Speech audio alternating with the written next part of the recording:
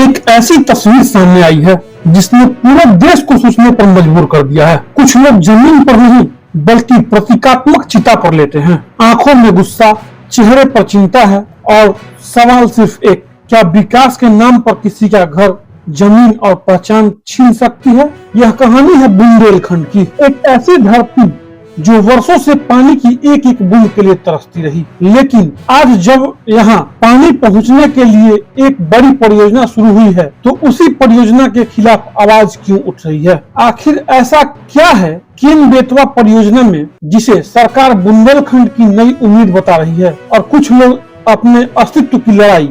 आज की रिपोर्ट में हम आपको बताएंगे इस पूरे विवाद की कहानी, जो सिर्फ बुंदेलखंड नहीं बल्कि पूरे देश के विकास मॉडल पर सवाल उठ रही है। नमस्कार, मैं हूं संदीप और आप देख रहे हैं जनसंचार 24 न्यूज। आज की खबर सिर्फ एक आंदोलन की खबर नहीं है, यह सवाल है विकास किसके लिए और किस कीमत पर।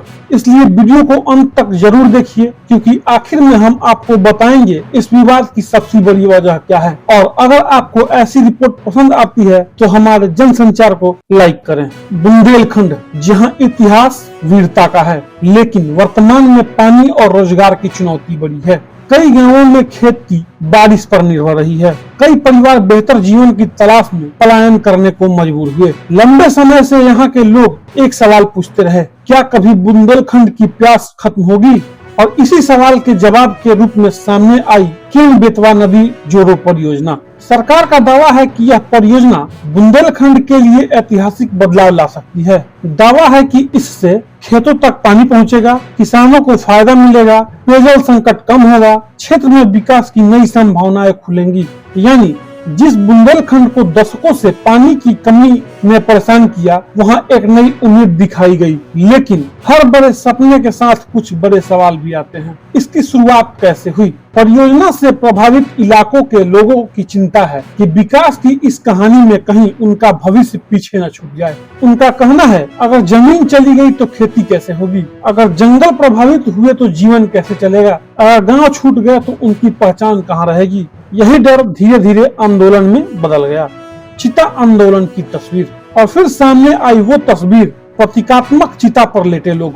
यह दृश्य सिर्फ विरोध नहीं था बल्कि एक संदेश था। संदेश यह कि उनके लिए जमीन केवल मिट्टी का टुकड़ा नहीं, यह उनकी यादें हैं, उनकी पूर्वजों की निशानी है, उनकी रोजी रोटी है और उनकी पहचान है। सबसे बड़ा सवाल, क्या विकास और लोगों के अधिकार के बीच कोई रास्ता निकल सकता है? क्योंकि एक तरफ बुंदेलखंड को पानी चाहिए, किसानों को सिंचाई चाहिए, लोगों को रोजगार चाहिए, लेकिन दूसरी तरफ प्रभावित परिवारों को सुरक्षित भविष्य चाहिए। किसी भी परियोजना की असली सफलता सिर्फ बड़े आंकड़ों से नहीं बल्कि जमीन पर रहने वाले लोगों की जिंदगी से तय होती है। बुंदेलखंड की यह कहानी सिर्फ एक परियोजना की कहानी नहीं है, यह देश के सामने खड़ा एक बड़ा सवाल है। जब विकास और लोगों के अधिकार आमने सामने खड़े हों तो फैसला कैसे होना चाहिए? क्योंकि बांध और नहरें भविष्य बना सकती है, लेकिन लोगों का भरोसा टूट गया तो विकास अधूरा रह जाएगा। अब सवाल आपसे, क्या केन बेतवा परियोजना बुंदेलखंड की तस्वीर बदल सकती है या फिर पहले प्रभावित लोगों की चिंता का समाधान जरूरी है? अपनी राय कमेंट में जरूर बताएं। अगर आपको ऐसी खबरें सिर्फ सुर्खियों में नहीं